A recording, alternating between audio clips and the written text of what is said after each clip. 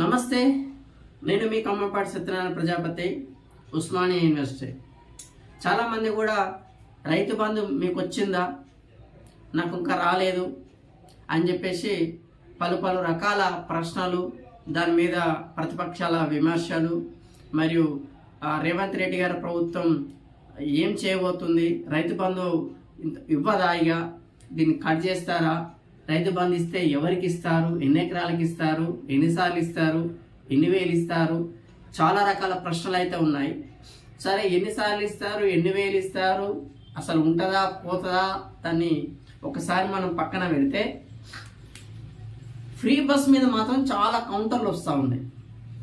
చాలా కౌంటర్లు, మహిళలు జుట్లు పట్టుకొని కొట్లాడిరని, ఈ పంచాయతీ పెట్టింది రేవంత్ రెడ్డి గారే అని, అసలు ఈ ఉచిత బస్సు ఎవరికి కావాలని, ఉచిత బస్సు వల్ల ఎవరికి ప్రయోజనం చేకూరిందని, ఉచిత బస్సు వీళ్ళకి ఇవ్వాలి, వీళ్ళకి ఇవ్వద్దు అని చెప్పేసి చాలా కండిషన్లు మాట్లాడుతూ ఉన్నారు చాలామంది. రైతు బంధుకి ఉచిత బస్సుకి మధ్య సంబంధం ఏందో నేను వివరంగా చెప్పే ప్రయత్నం చేస్తాను, మొత్తం చూడండి. రైతు బంధు అనేది, రైతు బంధు ఎక్కువ ఎవరికి లబ్ధి చేకూర్చింది అని చెప్పేసి మనం ఫస్ట్ ప్రశ్నగా చూసుకోండి. ఒక 20 ఎకరాలు ఆ పై చిలుకు ఎక్కువ ఎవరికైతే ఉన్నదో, లేదంటే 10 ఎకరాలు ఆ పై చిలుకు ఎవరికైతే ఎక్కువ ఉన్నదో వాళ్ళకేగా ఎక్కువ మొత్తంలో డబ్బులు వచ్చేది. 100 ఎకరాలు ఉన్న వాళ్ళకి, కొంతమందికి ఇక ఎంత భూమి ఉందని చెప్పేసి చెప్పడానికి కూడా లేదంటే 500 ఎకరాలు, 600 ఎకరాలు, 300 ఎకరాలు, 200 ఎకరాలు, ఇన్ని ఎకరాల భూములు ఉన్న వాళ్ళకి రైతు బంధు వేయించడం కోసం 1 ఎకరం, 2 ఎకరాలు, 3 ఎకరాలు నిలబెడుతున్నారు రోడ్డు మీద.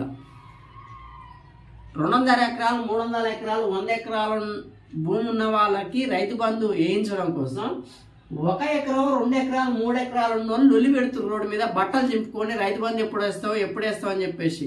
చాలా మంది కూడా కౌంటర్ చేసే వాళ్ళందరూ కూడా 1 ఎకరం, 2 ఎకరాలు, 3 ఎకరాలు ఉన్న వాళ్ళే కౌంటర్ చేసి ఒకటే మాట్లాడుతూ ఉన్నారు, రైతు బంధు వేయలేదని చెప్పేసి. వీళ్ళు ఎందుకు అడగారు? 100 ఎకరాలు, 200 ఎకరాలు, 300 ఎకరాలు, 400, 500 ఎకరాలు ఉన్న ఎందుకు అడగారు అంటే, వాళ్ళు అడిగితే వాళ్ళ యొక్క భూమి, వాళ్ళ వివరాలు మొత్తం ఇన్ని రోజులు రైతు బంధు ద్వారా తీసుకున్నటువంటి అమౌంట్ మొత్తం బయటపడుతుంది కనుక వాళ్ళు మాట్లాడరు. నిజంగా రైతు బంధు వల్ల ఈ 1 ఎకరం, 2 ఎకరాలు, 3 ఎకరాలకి లబ్ధి జరగలే. మా అంటే ఎంత? 1 ఎకరం అంటే ఎంత? స్టార్టింగ్లో 4,000 సంథింగ్ అనుకున్నాం, తర్వాత 5,000 అంటే 10,000 అన్నట్టు. 10,000 అన్నట్టు సంవత్సరానికి ఆయనకి ఇచ్చేది. 1 ఎకరం ఆయనకి 10,000. ఆ 10,000 లేక ఆయన ఆత్మహత్య చేసుకున్న పరిస్థితి. ఏది పెట్టుబడికి సో మొత్తం ఇక రైతంతా ఆత్మహత్య చేసుకొని చచ్చిపోతున్నా అన్నట్టుగా క్రియేట్ చేసే వాళ్ళు డబ్బులు ఇచ్చి దీన్ని ప్రమోషన్ చేసే వాళ్ళు 100 ఎకరాలు, 200 ఎకరాలు, 300 ఎకరాలు ఉన్న వాళ్ళు వీళ్ళని వాడుకుంటారు. అంటే తక్కువ భూమి ఉండి తక్కువ లబ్ధి చేకూరేటువంటి వ్యక్తులే ఎక్కువ నష్టపోతున్నారు. వీళ్ళకు లబ్ధి చేయించడం కోసం వీళ్ళు ఒలి పెడతా ఉంటారు ఈరోజు. మరి ఫ్రీ బస్కి దీనికి లింక్ ఏదని అంటారా?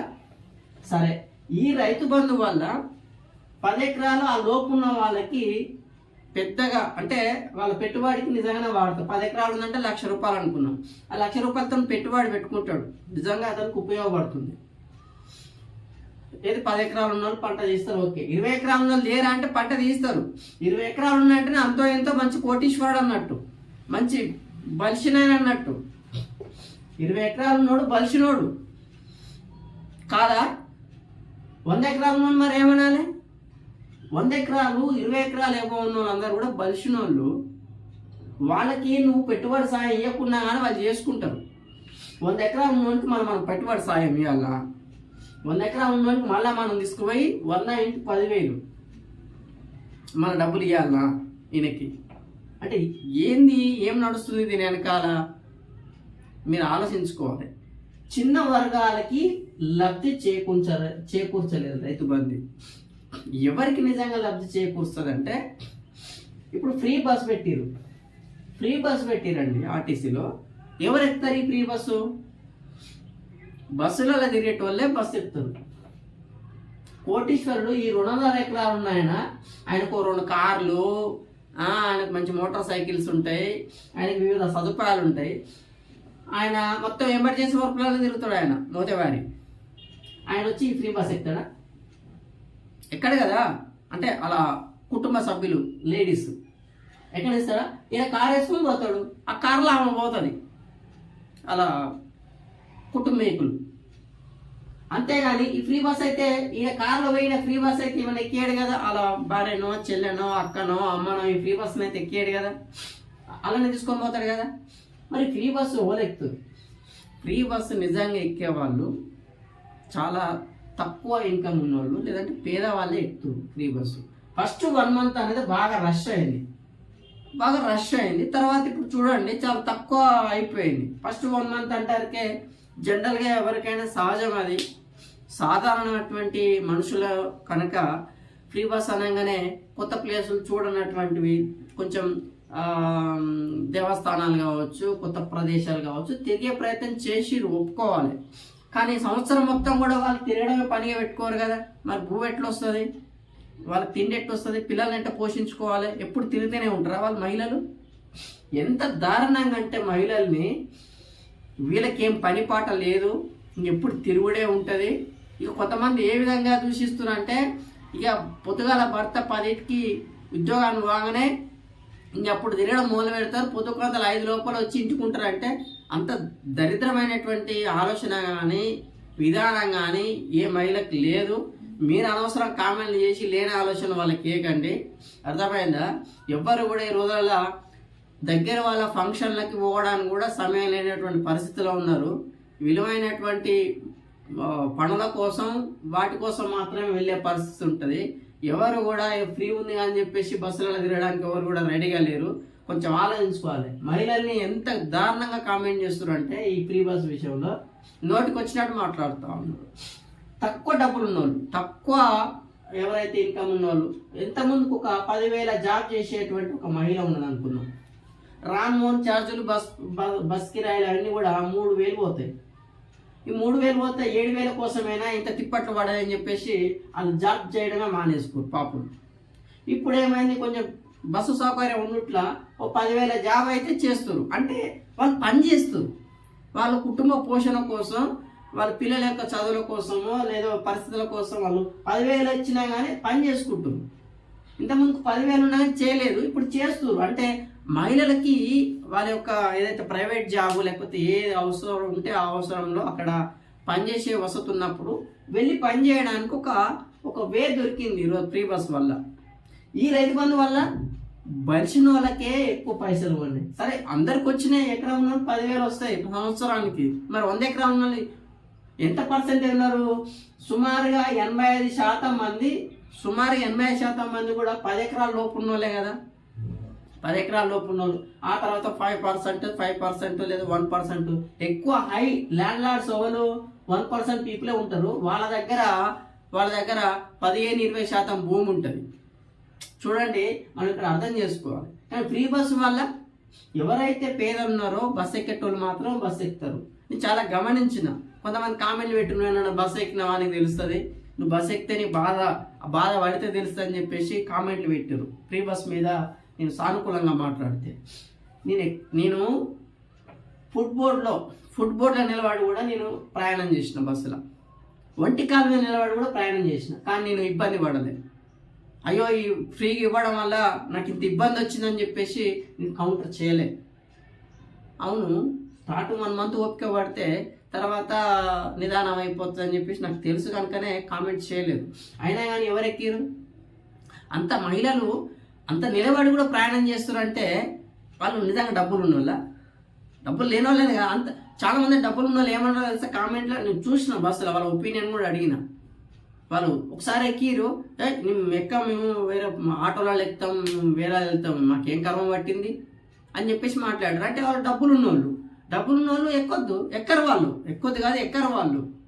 ఒక ఆమె ఉంటుంది, ఎందుకు ఇవ్వాలి ఫ్రీ ఉచితం, ఎందుకు ఇవ్వాలి బస్సులలో, మహిళలకి ఇవ్వద్దు, ఆదాయం పడిపోతుందని మాట్లాడుతుంది ఒక ఆమె. ఆడవాళ్ళే శత్రువులు అన్నట్టు. నేను అన్న ఆమెతోని, మరి టికెట్ తీసుకో అన్న, మీరు ఎప్పుడు బస్సు ఎక్కినా కానీ మీరు టికెట్ తీసుకోండి, ఆదాయం పడిపోదు. ఎవరైతే పేదలు ఉంటారో, నిజంగా పేదలు ఉంటారో వాళ్ళు టికెట్ తీసుకోరని చెప్పేసిన. అంటే మనము ప్రతిదాన్ని భూతత్వంలో పెట్టి చూడొద్దు. ఫ్రీ బస్ వల్ల నష్టం జరిగింది, ఆదాయం గండిపడింది, ప్రభుత్వం ఆగమైపోతుంది, ఇప్పటికే ఇన్కమ్ లేదు, ఖజానా ఖాళీ అయింది, ఏం పనికి మళ్ళీ డైలాగ్ నేర్చారు. మరి రైతు బంధు ఇచ్చినప్పుడు 7,000 కోట్లు, అంటే 7,000 కోట్లు ఒక తేపకి 7,000 కోట్లు ఇచ్చినప్పుడు గండిపడలేదా ప్రభుత్వానికి? పడలేదా?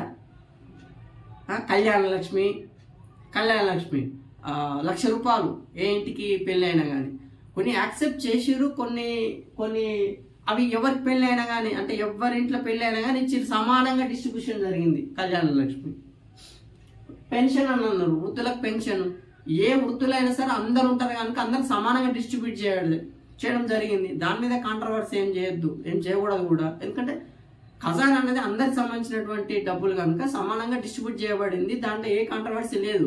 కానీ రైతు బంధు విషయంలో అందరు సమానంగా డిస్ట్రిబ్యూషన్ చేశారా? చేయలేదు కదా.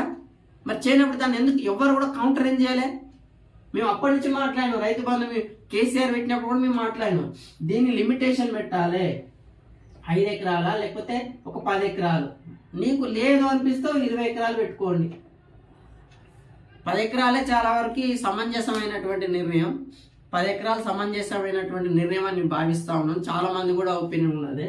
ఈ 100 ఎకరాలు 30, 40, 50, 60, 70, 100, 200, 300 ఎకరాలు ఉన్న వాళ్ళకి ఎందుకంటే రైతు బంధు ఇచ్చేది? మన ఖజానా కాదా?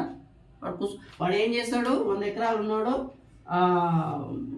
వేరే వాళ్ళకి ఇస్తాడు, ల్యాండ్ వేరే వాళ్ళకి ఇస్తాడు, వానికి 10,000, 20,000 కౌలుకి ఇస్తాడు, ప్లస్ మళ్ళీ ఈ 10,000 వస్తుంది. మన ఒక గింజ పంట పండించాడు. ఈ పంట పండించిన వాళ్ళకి ఎందుకు రైతు బంధు ఇవ్వాలి? అంటే మనం ఎంతసేపు ఉన్నా కానీ మనకి 2 ఎకరాలు 3 ఎకరాలకు పైసలు రాలేదని బట్టలు చెప్పుకోవడం తప్ప దీనివల్ల ప్రభుత్వం మీద ఎంత భారం పడుతుంది? ఈ 100 ఎకరాలు ఉన్న వాళ్ళకి ఎక్కువ ఖజానా పోతుంది. ఫ్రీ బస్ వల్ల నిజంగానే చాలా మంది కూడా లబ్ధి చేకూరుస్తుంది కదా అని చెప్పేసి చాలా మంది కూడా ఆలోచించట్లేరు. అదే ఆలోచించండి. ఇంకోటి ఏంటంటే ఫ్రీ బస్ అనేది వృద్ధులకు కూడా, అంటే ఎవరైతే వృద్ధులు వికలాంగులు ఉన్నారో వాళ్ళకి ఇస్తే బాగుందని చెప్పేసి ఒక ప్రపోజల్ పెట్టారు. ఇది జెన్యున్ ప్రపోజల్. నిజంగా ఇట్లాంటి ప్రపోజల్స్ ఉంటే తీసుకెళ్ళండి, మంచిది, సంతోషం అది అట్లాంటివి. కానీ మహిళలకు ఇవ్వడం చాలా దుర్మార్గం. అది ఏం దుర్మార్గం అని నాకు అర్థం కాదు. మహిళలకి ఫ్రీ బస్ ఇవ్వడం అనేది 100% సరైన నిర్ణయమే. ఇంకోటి ఏంటంటే చాలామంది కూడా ఇన్ని రోజులు ఈ పూర్ పీపుల్ ఎవరైతే ఉన్నారో వాళ్ళు ఈ నల్గొండలో ఉన్న వాళ్ళకి ఈ ఆదిలాబాద్ తెలియదు, ఈ మహబూబ్నగర్ ఉన్న వాళ్ళకి నిజామాబాద్ ఆదిలాబాద్ తెలియదు, ఈ ఆదిలాబాద్ ఉన్న వాళ్ళకి నల్గొండ, ఖమ్మము, మహబూబ్నగర్ తెలియదు. పాపం ఎన్నడూ వేరేని పాపం. వాళ్ళు రెక్కాడితే కానీ డొక్కాడనటువంటి చాలామంది కుటుంబాలు ఉన్నాయి. ఈరోజు వాళ్ళు కనీసం ఇక్కడ ఉన్నటువంటి అలంపూరు, ఇక్కడ దేవస్థానాలు, అక్కడ ఆదిలాబాద్ ఉన్న వాళ్ళు ఇక్కడ వరంగల్ భద్రకాళి టెంపుల్ లేకపోతే వేములవాడ పోయిరు దేవస్థానాలు తిరుగుతుంటారు కదా, తప్పే ఉందండి. ఈ తెలంగాణలో ఉన్నటువంటి కొన్ని ప్రదేశాలు ఎందుకు తిరగకూడదు? వాళ్ళు నిజంగా వాళ్ళకి డబ్బులు ఉంటే ఈ పాటికి ఎప్పుడు తిరిగేటోళ్ళు, లేకనే కదా వాళ్ళ పరిస్థితి లేకనే తిరగలేదు వాళ్ళు. దాని మీద కాంట్రవర్సీ చేసుడు, దాని మీద కూడా మాట్లాడు. ప్రతిపక్షాలకి ఏం దిక్కు లేక ఈ ఫ్రీ బస్ మీద జుట్లు పట్టుకొని ఆడలు కొట్లాడుకోరంట. ఈ రేవంత్ రెడ్డి గారు చూడండి ఇట్లా కొట్లాడుతారంటే వాళ్ళ వ్యక్తిగత సమస్య. వాళ్ళు ఏదో అక్కడక్కడ వాళ్ళు ఏదో సీటు విషయంలో ఏదో గొడవ అయింది, కొట్లాడుకోరు. అంత ముందుకు జరగలేదు కొట్లాటలు. ఇప్పుడు ప్రతి చోట ఏదో ఒక చిన్న వ్యక్తిగత వాళ్ళ జరిగినటువంటి దాన్ని కూడా భూతో ఎక్కడో అక్కడక్కడ ఇప్పటి వరకు కూడా ఈ 2 నెలల కాలక్రమంలో జరిగింది. మహా అంటే ఒక 10-15 ఇన్సిడెంట్స్ అక్కడక్కడ చిన్నవి 2-3 జుట్లు పట్టుకొని రెండో ఏమో కేసులు ఉన్నట్టున్నాయి. దాన్ని పట్టుకొని పెద్దగా దీన్ని హైలైట్ చేసుడు, దీని మొత్తం ఇంకా ప్రభుత్వం విఫలమైందని చెప్పుడు, ఇట్లా మాట్లాడకూడదు. ఇది సమంజసం కాదు. నేను నిజంగా ప్రభుత్వాలకు చిత్తశుద్ధి ఉన్నట్టయితే కేసీఆర్ ప్రభుత్వానికి, ఎస్పెషల్లీ కేసీఆర్ ప్రభుత్వానికి కొంత సర్టన్ కాజ్ పీపుల్, ఒక ఈ రేంజ్ తక్కువ ఉంటుంది, ఇది పెద్ద రేంజ్ అనుకున్నట్లు, ఈ రేంజ్ పీపుల్ ఎక్కువ పూర్ ఉన్నటువంటి ఈ రేంజ్ పీపుల్కి బెనిఫిట్ జరిగేటట్టుగా ఒక్క స్కీమ్ చూపించండి. అంటే మిడిల్ క్లాస్ అండ్ లో క్లాస్ పీపుల్, ఎకనామికల్ అనేది మైండ్ దిమాగ్ విషయంలో కాదు. దిమాగ్ విషయంలో లో క్లాస్ హై క్లాస్ లేదు. ఎవరికైనా సత్తా ఉంది, ఎవడైనా అచీవ్ చేయగలుగుతాడు, ఎవడైనా పైకి ఎదగలుగుతాడు. కానీ ఎకనామికల్ పూర్నెస్ ఉన్న వాళ్ళకి ఎడ్యుకేషన్ కానీ హెల్త్ కానీ ఈ విషయం కల్పించడంలో ఈ పూర్ పీపుల్కి కేసీఆర్ ఏం చేసిందో ఒక స్కీమ్ చూపించండి. ఈ మొత్తం ఈ పైకి వాళ్ళకి ఎక్కువ బెనిఫిట్ చేశాడు కేసీఆర్.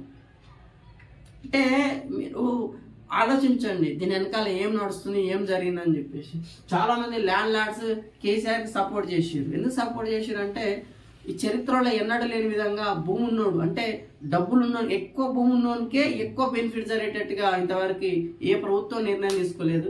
ఈ కేసీఆర్ ప్రభుత్వం నిర్ణయం తీసుకుంది కనుక వీళ్ళందరూ డబ్బులు ఉన్నోళ్ళు ఇంకా వాళ్ళు ఇంకా ఎక్కువ సపోర్ట్ చేశారు. కానీ ఈ వెనకబడినటువంటి వర్గాలు ఉన్నాయి చూస్తావా, ఇవన్నీ కూడా గ్రహించినాయి మొన్నటి ఎలక్షన్స్లలో. గ్రహించి విద్యనే నెగ్లెక్ట్ చేసిరు, వైద్యాన్ని నెగ్లెక్ట్ చేసిరు.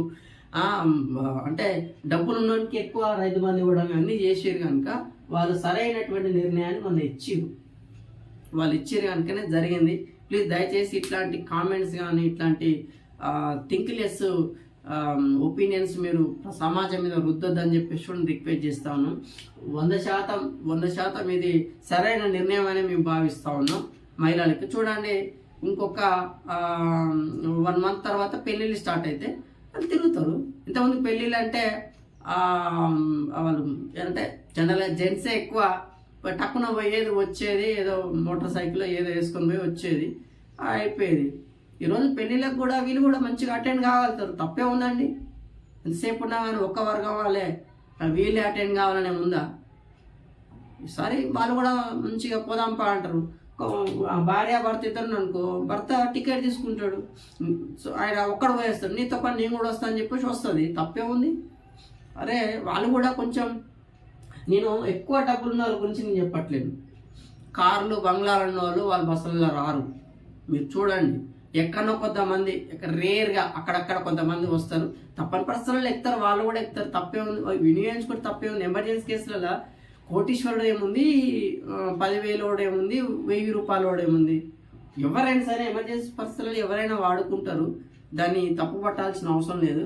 ఇంకోటి ఏంటంటే కోట్లు ఉన్నాడు కూడా అంబులెన్స్ని వాడుకున్నటువంటి పరిస్థితులు కూడా చాలా ఉన్నాయి. ఆ టైంకి పరిస్థితుల పట్ల అంబులెన్సులలో కూడా తీసుకుపోయినటువంటి పరిస్థితులు కూడా ఉన్నాయి. అప్పుడు అంబులెన్సే ప్రాణాన్ని నిలబెడుతుంది కనుక. సో ఏంటంటే వీళ్ళు కొంచెం వెళ్ళి ఫ్యామిలీతో సహా వెళ్ళేటువంటి అవకాశము వచ్చిందని ఎందుకు భావించకూడదు? చాలామంది కూడా మహిళలు కూడా దాన్ని ఏమంటారంటే ఉంది కదా అని చెప్పేసి ఫ్రీగా అంటే ఉత్తగా పని లేకుండా తిరగడం కూడా మానుకోండి. ఎందుకంటే అది మీకే ప్రమాదంగా మారబోతా ఉంది.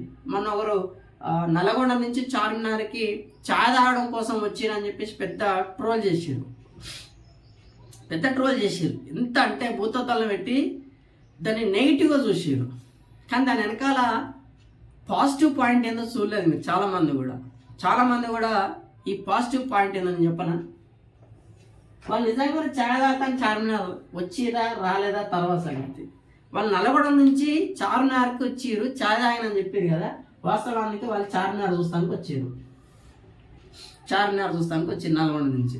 అంటే వాళ్ళ జీవితంలో ఇన్నేళ్ళు కూడా వాళ్ళు చార్మినార్ చూడలేదు. చార్మినార్ ఎట్టుంటుందో చుట్టుపక్కల షాపింగ్ ఏది గాజులు కానీ బొట్టు పిల్లలు కానీ సాంగ్స్ చాలా దొరుకుతాయని ఇప్పటికీ ప్రసిద్ధి, బాగా వినే ఉంటారు. లేడీస్కి అవన్నీ తెలుసు. ఈ డెకరేషన్ మేకప్ ఇవన్నీ కూడా అక్కడ బాగా దొరుకుతాయి. ఇన్నాళ్ళు కూడా వాళ్ళు చార్మినార్ చూడలేదు. వాళ్ళు ఒకసారి చూద్దామన్న ఆలోచనతో వచ్చిర్రు. వాళ్ళు తప్పే ఉందని వస్తే చార్మినార్కి వస్తే తప్పే ఉంది, ఆడ చాయ్ తాగిరు. వాళ్ళు చాయ్ తాగరా? ఇప్పుడు మనం ఆడిపోయినా చాయ్ తాగుతాం, కామన్ అది. చార్మినార్కి చాయ్ తాగటానికి వచ్చారని చెప్పేసి దాని పెద్ద నెగిటివ్ చూసారు. కానీ నాకు తెలిసి వాళ్ళని ఎంక్వైరీ చేయండి. నాకు తెలిసి నా యొక్క 6th sense ప్రకారం అయితే వాళ్ళు చార్మినార్ చూడలేదు. చార్మినార్ చూద్దామన్న ఆలోచనతో వచ్చిర్రు. దాన్ని తప్పు పట్టాల్సిన అవసరమే లేదు అని చెప్పేసి నా అభిప్రాయం. చూస్తారు, చార్మినార్ చూస్తారు, ఓనాడు గోల్కొండ పోతారు, ఓనాడు బిర్లా మందిర్ పోతారు, ఓనాడు సెక్రటేరియట్ పోతారు, ఓనాడు అంబేద్కర్ బొమ్మ చూస్తారు, ఓనాడు పూలే భవన్ చూస్తారు, ఓనాడు వేములవాడ పోయి వస్తారు, ఓనాడు మేడిగడ్డ బ్యారేజ్ ఎంత గుంగిందో చూసి వస్తారు, ఓనాడు కాళేశ్వరం ప్రాజెక్టు యాడించాడి నీళ్లు పోతున్నాయి, ఏడెత్తి పోసిరు, ఈ ప్రాజెక్టు లెంత్ ఎంత, దీనికైనా ఖర్చు ఎంత అని చెప్పేసి అది చూసి వస్తారు, ఓనాడు ఆదిలాబాద్ బాసర చూసి వస్తారు, ఓనాడు ఆదిలాబాద్లో ఇంతమందికి గోదావరి నది పరిస్థితి ఏంది, ఇప్పుడు ఎట్టుంది పరిస్థితి, దీని నుంచి ఏం సంగతి, దీనిలో ప్రాణహిత నది ఏడగలుస్తుంది, ఎక్కడి నుంచి వస్తుందని చెప్పేసి చూస్తారు. కృష్ణానది చూసి వస్తారు, కృష్ణానది ఎక్కడి నుంచి పోతుంది, ఈ పైన ఉన్నటువంటి మహబూబ్నగర్కి నల్లగండకి పైన ప్రాంతాలకి నీళ్ళు ఎందుకు రావట్లేవు, పక్కనగానే నది పోతుంది కానీ మన కింద ఎందుకు నీళ్ళు రాలేదు అనే విషయం వాళ్ళకి అర్థం కావాలంటే ఆ కృష్ణానది పరివాహక ప్రాంతం చూడాలి, పైన ప్రాంతం చూడాలి, గోదావరి నది పరివాహక ప్రాంతం చూడాలి, పైన చూడాలి. తెలంగాణలో ప్రతి జిల్లా ప్రతి ప్రాంతంలో ఏముందని చెప్పేసి ప్రతి ఒక్కరు తెలుసుకున్నప్పుడు ఏమవుతుందంటే ఈ తెలంగాణ మీద, హక్కుల మీద, ఈ తెలంగాణలో మనం ఉన్నాం, ఈ నీళ్లు, ఈ యొక్క వనరుల మీద ప్రతి ఒక్కరు మాట్లాడేటువంటి అవకాశం వస్తుంది. ఖచ్చితంగా తిరగండి, మీరు తిరిగి నేర్చుకోండి, తెలుసుకోండి. కానీ ఆ ప్రయోజనం ఉండే విధంగా ఒక ప్రాంతాన్ని పోయినామంటే ఆ ప్రాంతంలో ఉన్నటువంటి విశిష్టతలు కావచ్చు, అక్కడ జరిగినటువంటి తెలంగాణ ఉద్యమం కావచ్చు, ఈ నేల కోసం కొట్లాడినటువంటి నిజాం మీద యుద్ధం చేసినటువంటి ఆ ప్రాంతంలో ఎవరైనా ఉన్నారా, మరి ఏంది పరిస్థితి అని కూడా తెలుసుకోండి. తెలుసుకున్నప్పుడు ఇంకా దానికి లబ్ధి చేకూరంటే కొంచెం నాలెడ్జ్ సంపాదించుకున్నటువంటి వ్యవస్థ ఉంటుంది కనుక ఆ దిశలో వెళ్ళి రండి. ఎవరేమన్నా చేయండి, ఎవరేమన్నా కామెంట్స్ చేయండి. ఈ ఈ దిశలో నేనైతే ఏదైతే మాట్లాడినో ఆ విషయంలో వెళ్ళినట్టయితే సంతోషం. మీరు డెఫినెట్లీ తెలంగాణ ప్రతి ప్రదేశం విలువైనటువంటి ప్రదేశాన్ని, అంటే చారిత్రాత్మకమైనటువంటి ఉద్యమాలు జరిగినటువంటి ప్రదేశాలను మీరు తిరగండి, చూడండి, తెలుసుకోండి. తప్పే లేదు. ఫ్రీ బస్ డెఫినెట్లీ మహిళలకు ఇవ్వాల్సిందే. ఇంకా వికలాంగులకి మేజర్లీ వికలాంగులకు కూడా కొంచెం పర్సంటేజ్ ఉంటుంది, 50% సంథింగ్. అది కాకుండా ఫ్రీగా వికలాంగులకు కూడా ఇస్తే కూడా చాలా సంతోషం. అట్లాంటి ప్రపోజల్స్ ప్రభుత్వ సలహాదారులుగా ఉన్నారు కొంతమంది, వాళ్ళందరికీ రిప్రజెంటేషన్స్ ఇచ్చి ఫ్రీ బస్సులో వీళ్ళకి కూడా వసతి కల్పించాలని చెప్పేసి మాట్లాడితే తప్పు లేదు. కానీ వీళ్ళకి ఎందుకు ఇస్తారు అని చెప్పేసి మాట్లాడడం తప్పు. ఎప్పుడైనా సరే సృష్టిలో నాకు ఆకలి అవుతుంది అన్నం పెట్టండి అని చెప్పేసి అడిగేటువంటి ఏదైతే నైజం ఉంటుందో అది 100% సరైనదే. నాకు ఆకలి అవుతుంది, నాకు అన్నం పెట్టమని. కానీ వానికి ఎందుకు అన్నం పెడుతురు, వాళ్ళకి ఎందుకు అన్నం పెడుతురు, వీళ్ళకి అన్నం పెట్టొద్దు, వీళ్ళకి పెట్టొద్దు, వీనికి పెట్టొద్దు, వాని పెట్టొద్దు అని చెప్పేసి ఎవరైతే మాట్లాడతారో, లేకపోతే ఎవరైతే మాట్లాడతారో వాళ్ళు సహించేటువంటి గుణం లేనట్టు, వాళ్ళకి ఏదంటే ఆ కుళ్ళు బుద్ధి ఉన్నట్టు, వాళ్ళు బస్ట్ వాళ్ళుగా మనం దాన్ని కన్సిడర్ చేస్తాం తప్ప వేరే ఆలోచన లేదు. ఎప్పుడైనా మన ఆకలి గురించి మాట్లాడవచ్చు, వాళ్ళకి పెట్టొద్దు, వీళ్ళకి పెట్టొద్దు అని చెప్పేసి మాట్లాడడం చాలా దుర్మార్గం. కనుక వాళ్ళు దుర్మార్గులుగా మనం భావిస్తాం తప్ప వేరే అన్యదా మేము వేరే వాళ్ళ మంచి ఒపీనియన్ అయితే ఉండదని చెప్పేసి మీకు కోరుతా ఉన్నాం.